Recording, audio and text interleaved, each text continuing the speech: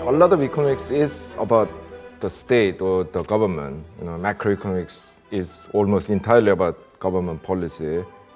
Even if some economists might say that it is ineffective, it's about that. Lots of other things, international trade, innovation, labor market, inequality. Of course, not everything about those topics relate to government policy, but even if you're studying an aspect that is not directly related to government policy, they have policy implications. And even esoteric theoretical debate about human nature, human motivation, the cognitive process, they have an effect on how you formulate your government policy. And I think the best example we saw in this, the Brexit debate. That claim on the side of the bus. Mainstream economists, most of whom were supporting Remain, that the UK stays in the European Union, basically had this assumption that people are entirely motivated by monetary gains or losses. So they thought it was enough to scare people with things like this. If you exit the European Union, you'll be £4,300 worth of. Even if you accept that this was somehow correct estimate, this policy approach was entirely based on this assumption that people basically act according to their wallet. And there was no even inkling to many economists that people care about things like sovereignty or sense of national identity, hostility towards strange people like myself. These are realities. You cannot just assume that, no, economic theory says people don't care about anything other than money, and let's run with this. No wonder they lost the referendum. So in all countries that are not in a state of anarchy, the government is the single most important economic actor by a huge margin.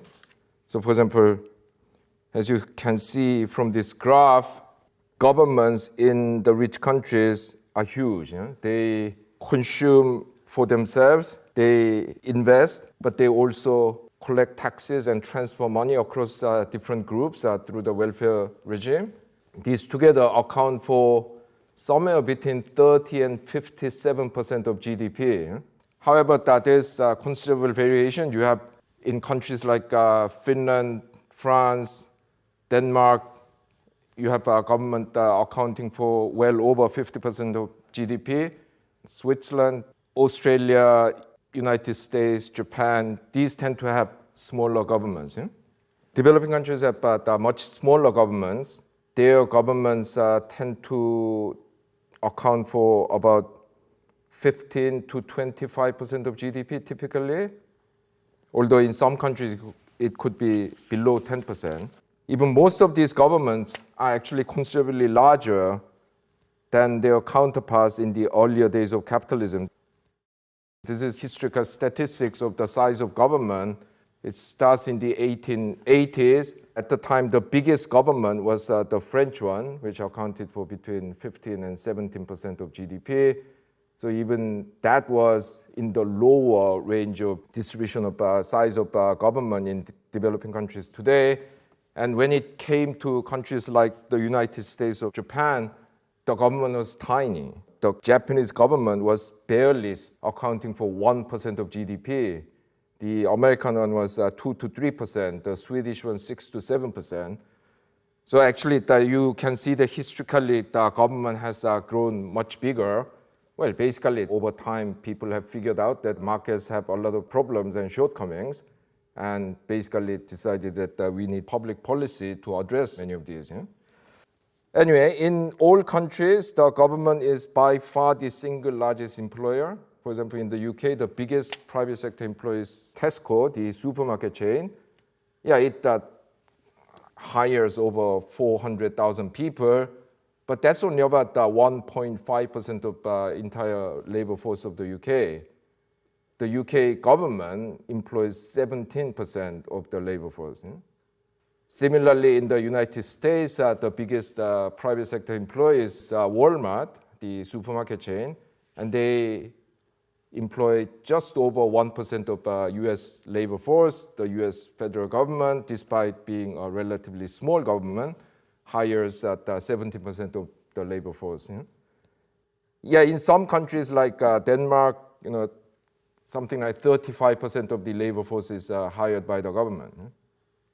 In poor countries, the picture is quite different. Their government is much smaller, so they employ usually between 7 and 12% of the labor force. But even so, I mean, this will make any government the largest single employer in any country. Most governments own state-owned enterprises that produce a huge range of things, steel, airline services, banking, paper, you name it. On average, 10% of the world output is produced by state-owned enterprises, which is quite a significant figure. In some countries, it's much bigger. It's 16% in Taiwan, 22% in Singapore. United States, state-owned enterprise could be producing only around 1 or 2% of GDP. The government also affects the way private sector agents behave through various means. So first of all, you can ban things. You can ban, say, child labor or slave labor. You can ban certain substances like the CFC gas or asbestos or growth hormone in cows, which, by the way, is allowed in the US, not in the EU. So there's a lot of concern about that after Brexit, when and if the UK signs a free trade agreement with the US. The government also uses regulations to mandate certain types of behavior, ranging from big things like the requirement to use low carbon energy to relatively small but important things like requiring that workers are given adequate breaks during their working hours.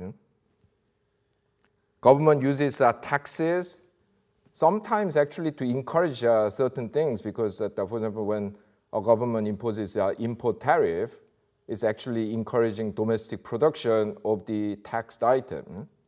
But usually taxes are used to discourage things like carbon taxes or airplane fuel taxes to discourage flying or carbon generating economic activities. Of course, government also uses subsidies to encourage certain things like research and development, or installing of solar panels at homes. So in addition to actually spending money, the government does a lot of things to influence the way the people behave. And of course, in order to do all this, the government needs to buy lots of inputs, ranging from nuclear reactors, if it owns electricity industry, to pencils that people use in offices. And this procurement can be quite large. I mean, in the Netherlands, this is equivalent to 20% of GDP. Regardless of the content, the sheer size of the government means that if it increases spending, there is a boost to the economy. If it cuts spending, there's a dampening of the economy. Today, the government is so important in our economy, you have to really take it very seriously. These days, the most common way of framing the discussion on the role of the state is, of course, around the idea of market failure. In the core classical and neoclassical theories, rational individuals seeking their self-interest in markets are supposed to produce socially optimal outcomes, the idea of so-called invisible hand. The market failure approach, first developed by Arthur Pigott, who was a neoclassical economist in the 1920s, argues that there are cases where this is not true. Rational, selfish individuals acting in their own self-interest can actually produce socially suboptimal outcomes. Then it is justified for the government to intervene to change the situation. So that was the logic of the so-called market failure approach, or welfare economics, as it is also known. The most widely accepted example of market failure is the case of public goods. In economics, a good is called a public good if those who have not paid for it can consume it. So, for example, you build a road, and those who haven't paid for it can drive on it. So when you have the goods like this, you have a problem of providing it through the market, because car owners will think, well, that if someone builds the road, I can use it, so why should I pay for it? Now the problem is that everyone thinks like this and tries to free ride on the others. There'll be no money to build this road.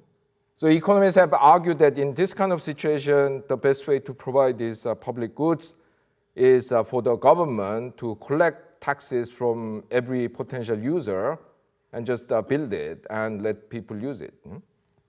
So a lot of things have been provided by the government for this reason. Basically what people collectively call the infrastructure is the best example.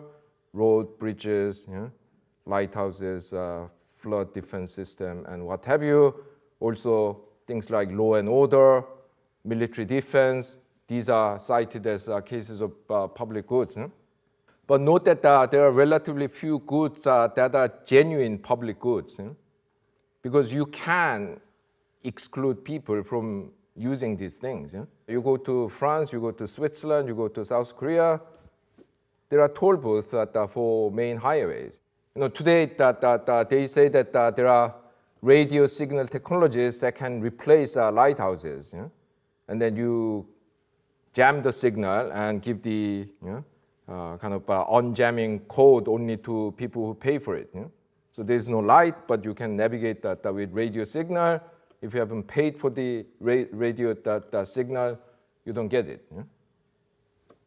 Of course, there are things that have to be publicly provided. Military defense is an example. You cannot fight a battle in a way that excludes non-payers. You cannot fight a street battle and tell your soldiers, no, don't defend flat number 73. They forgot to pay the defense tax. So there are some things that are genuinely public goods. There's no way that you can provide it through market mechanism, but actually there are a lot of other things which are routinely provided by the government under the approval from many economists that actually are not really public goods. The fact that a lot of so-called public goods are not really public goods in the economic sense shows how the boundary between the market and the government is drawn for political reasons rather than for purely theoretical reasons. Another classic case of market failure is externality. This is actually the origin of market failure approach. Because that's what Pigou talked about. Pollution is a classic case of negative externality. So you have a, say, factory that uses lots of chemicals upriver, and chemicals are discharged into the river, and then the fish farmers down the stream suffer because the water quality falls and their fish do not grow well or die. As for positive externality, the most frequently used example is research and development or training that firms conduct. So when a firm conducts research and development, of course, some of the technologies can be appropriated fully by taking out a patent on it. But sometimes this is not possible. And then other people see what you do and then get knowledge and then increase their productivity. Or when you train your workers, other firms can poach the worker, but then in these cases, there's no way you can, as the firm doing these things, generating positive externality, demand the other firms to pay you. So in order to address externality, economists have recommended the government can take a few course of actions. First of all, it can supply goods with positive externality itself. This is why a lot of government have public research institutes. Governments that recognize that if you left it to the private sector, not enough that research with positive externality will be done. Government also provide education and health in the belief that these things create positive externality. Or government may subsidize those who are creating positive externalities. A lot of governments that give R&D subsidies. They give subsidies to the firms for training their workers, and so on. Conversely, the government can impose regulation or taxes to discourage behaviors that generate negative externalities. Control on pollution is a classic example. In neoclassical economics, it is said that when there is monopoly or oligopoly, namely only one firm or very few firms that are supplying the goods and services, there is imperfect competition. And imperfect competition is a case of market failure in neoclassical economics. Basically, in a market with a lot of competitors, when you have perfect competition, producers do not have the freedom to set the price. They are price takers, not price makers, as a rival can always undercut them. In contrast, monopolist or oligopolist firms have what economists call market power. Basically, they can set their prices by adjusting the quantity that they produce. So by producing less, they drive up the price. So according to neoclassical theory, a firm with market power will produce at the level of output that maximizes its profit, which is less than the socially optimal level. As a result, an amount of resource known as the deadweight loss is lost to the society as the firm is producing less than what it could be, because in the situations of perfect competition, it will be willing to produce up to the point where it doesn't make loss. Now it produces less and increases its profit, so that output is lost. It also is a loss to the society because it means that the firm now fails to serve those customers who are willing to pay more than the minimum, the level where the firm doesn't make a loss, but who are unwilling to pay the now higher monopolistic price. So a lot of governments have tried to address this problem of monopolies. The most drastic measure against them is to break these firms up. Actually, it once happened that in 1984, the American government broke up the AT&T, the telephone and telegraph company, into 7 smaller companies. Today, people talk of breaking up Facebook or Google. So, this is on the card. More typically, the government uses regulations to keep the prices as close as possible to the level that would have prevailed under perfect competition. So a lot of governments impose price regulations on monopolies and oligopolies. And, things like electricity, gas, and so on is a typical example. Also, the government can prevent firms from colluding with each other to set prices at a higher level. This is unlikely if there are lots of firms, but in oligopolistic market, if you have 3 or 4 firms that they can, even without formally forming a cartel, which a lot of companies used to do in the early 20th century, they can collude in setting prices. So somehow, price by, South African Airways, British Airways, Virgin Atlantic, going to Cape Town are almost identical. So there was actually a legal case against these airlines.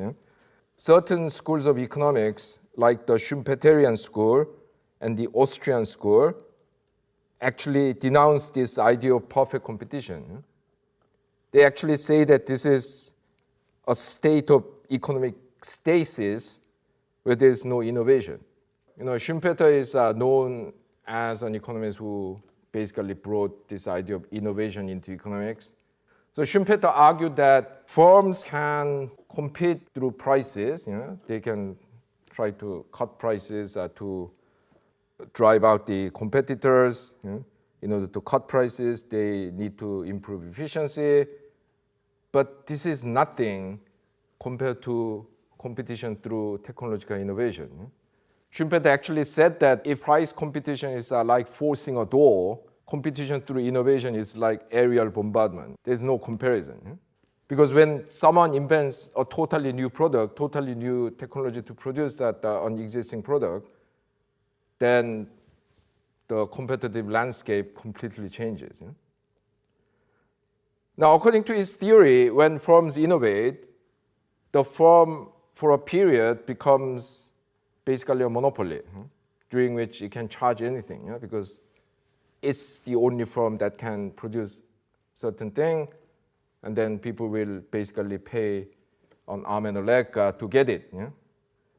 Of course, over time, other firms imitate this new firm. They begin to produce similar things and sometimes even better things, and the original firm loses its position as the monopolist, but then sometime later someone else might come up with new technology, and he said that this is how capitalism develops. So when something new is created, it destroys a lot of things, but then that takes the economy to another level, or higher level.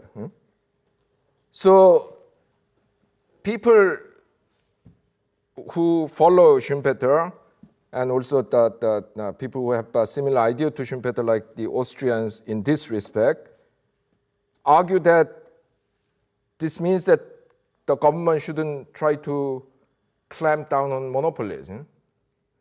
Because after all, monopoly profit is the incentive for innovation. So if firms know that as soon as you become a monopoly, the government will come down on you, why should they innovate?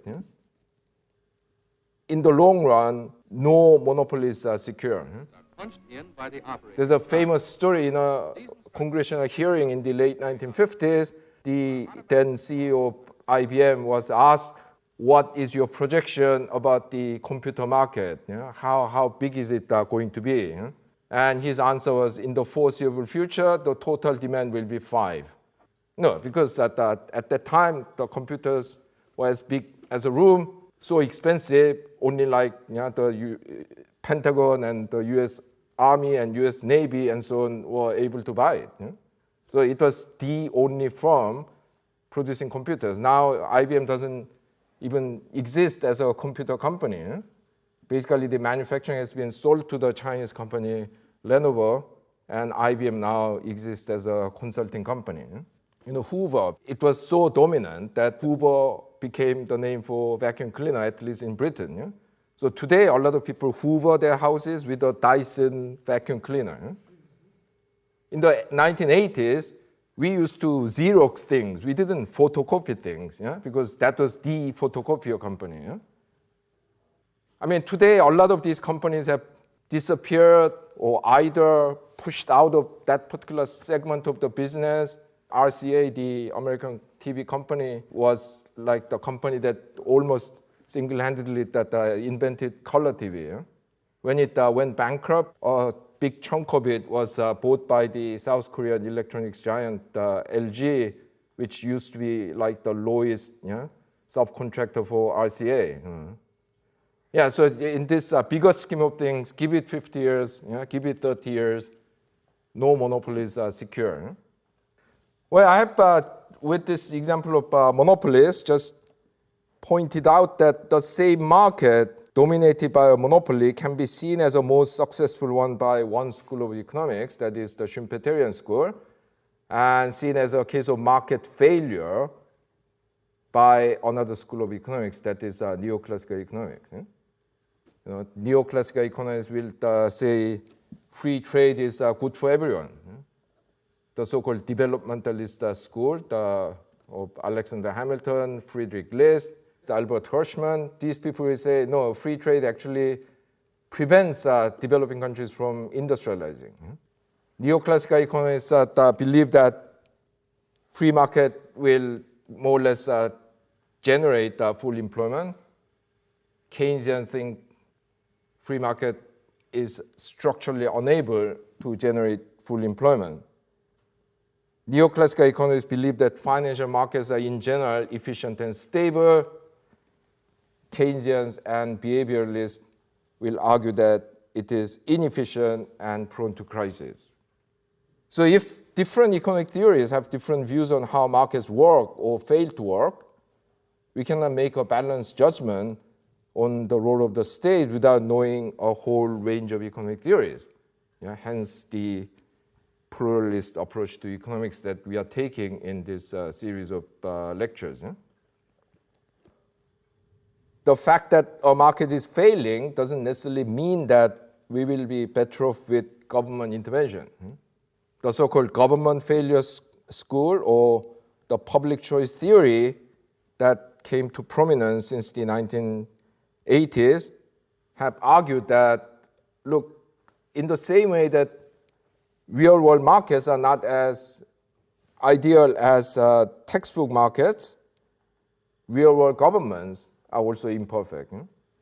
So they argue that the market failure approach basically assumes that the real-world governments are modern equivalent to Plato's philosopher king, all-knowing, benevolent, all-powerful.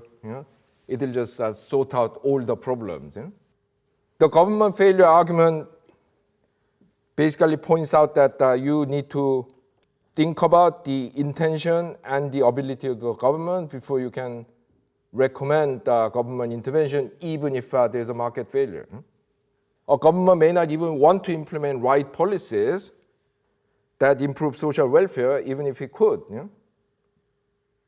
I mean, in market failure approach, there's this assumption that the government wants to make the society better, but then it may not be the case.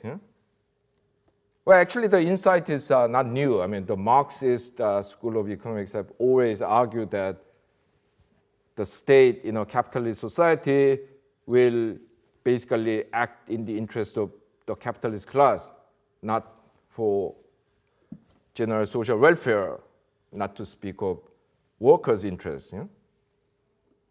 So in some countries, you have dictators. I mean, there is very easy to see. These dictators basically run the country for their own, at most their own family's welfare, rather than general social welfare.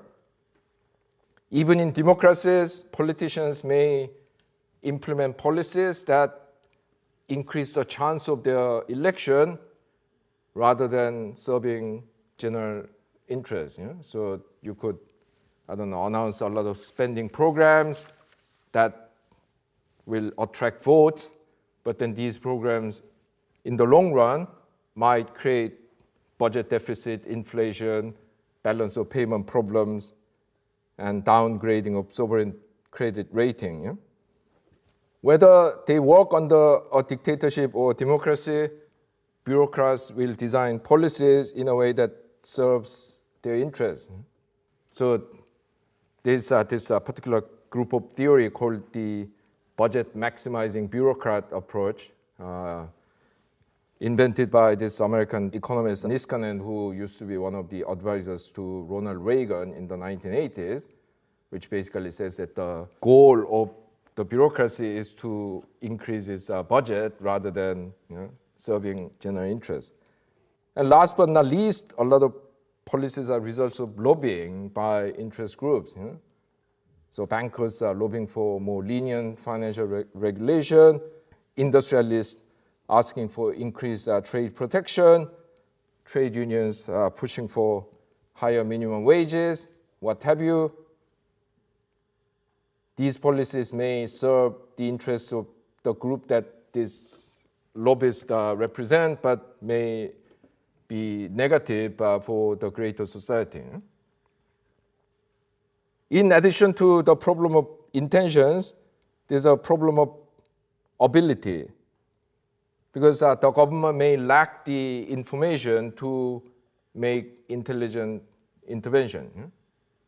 The government does not know about the affairs of the subjects of its policy as much as the subjects themselves know. So say that there's an industry that has been getting tariff protection on the ground of infant industry protection. And then it hasn't done well.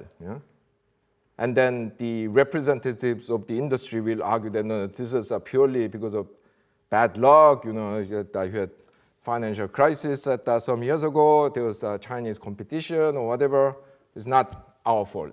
You have to extend this intervention. The truth might have been that these guys were lazy. They may have been just having a kind of easy life behind the walls of protection. But then the government cannot really know fully what these guys have done or not done to increase productivity while they are getting the protection, i.e. whether they have been making efforts to grow up. So without that information, the government will have to buy this story. Essentially, that what economists call asymmetric information problem in conducting state intervention. There's also the resource problem because the policies do not implement themselves. If you want to implement a policy, you need lots of resources. You need people to do it.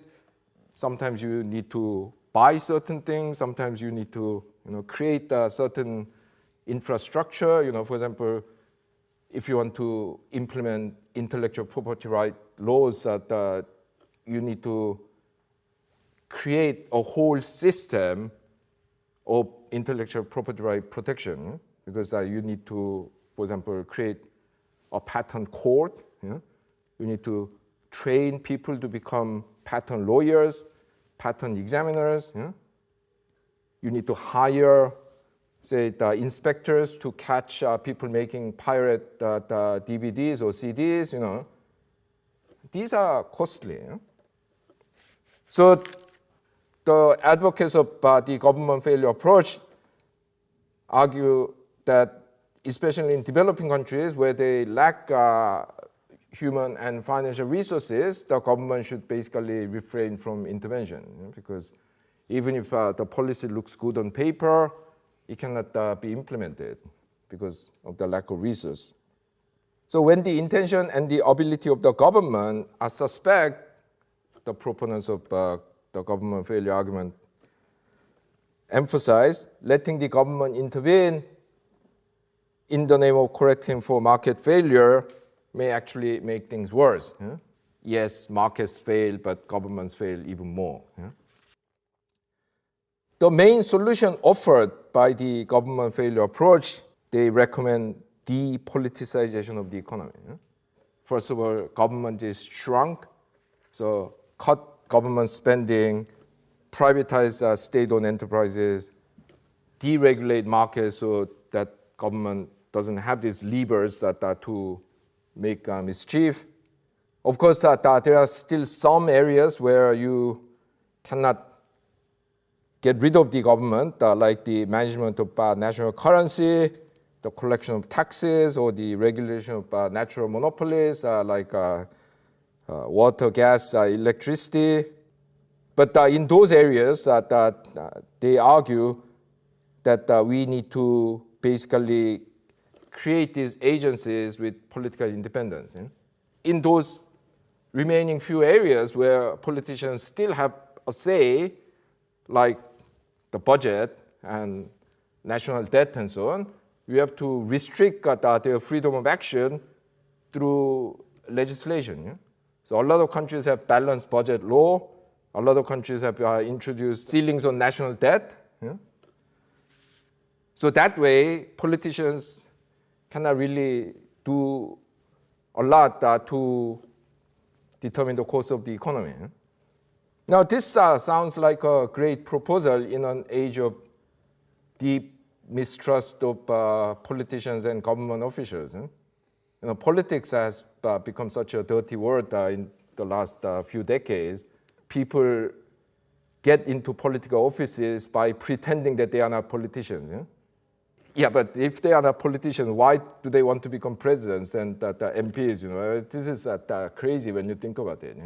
I mean, already back in 2000, when George W. Bush and Al Gore were running against each other for the presidency of the United States of America, I came across this report on a poll in the Financial Times.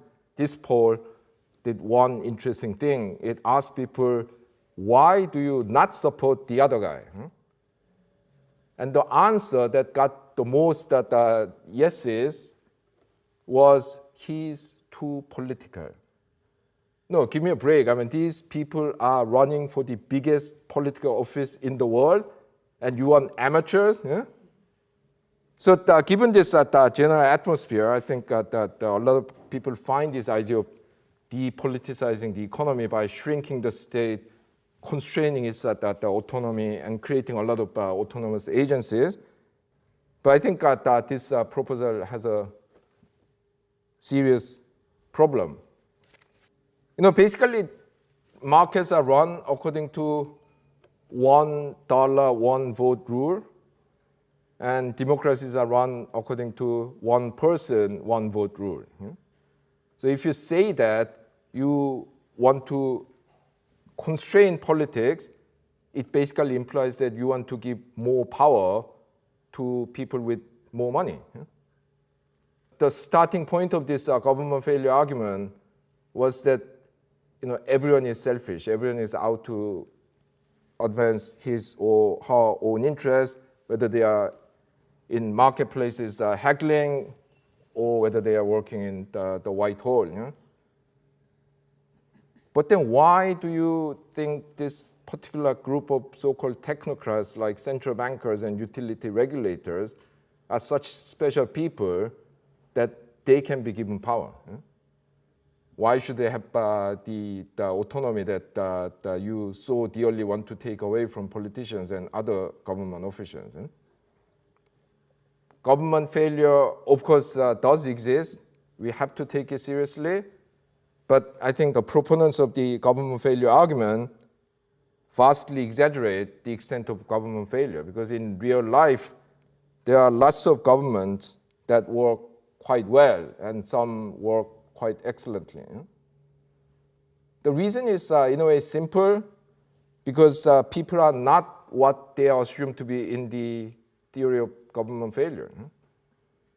There are lots of politicians striving to promote national interests rather than their electoral chances. Many bureaucrats work in the spirit of public service rather than to have a comfortable life. And even interest groups that very often hold back their sectional demands for the greater good. People are not totally selfish. Of course, people are selfish, but by getting rid of all the other motivations, you're actually going to create more problems than you solve. Because once you begin to assume that everyone is out to steal from the government, everyone's out to blow up the budgets they control, everyone's going to implement policies that will only increase their electoral chances, then you cannot run a society on that assumption. Also, the proponents of the government failure approach vastly understate the actual extent of market failure. Milton Friedman personally didn't talk about government failure per se, but when you read him and people like him, they basically say that markets work very well except for the provision of public goods and a few little things. No, it's not like that. We've seen how governments have grown because we have come to recognize that markets are failing all the time. If you begin to accept that free trade may not benefit everyone, if you begin to accept that free markets may not generate full employment, if you begin to accept that financial markets are inherently unstable, then there are a lot more market failures than you think, and especially what these people argue.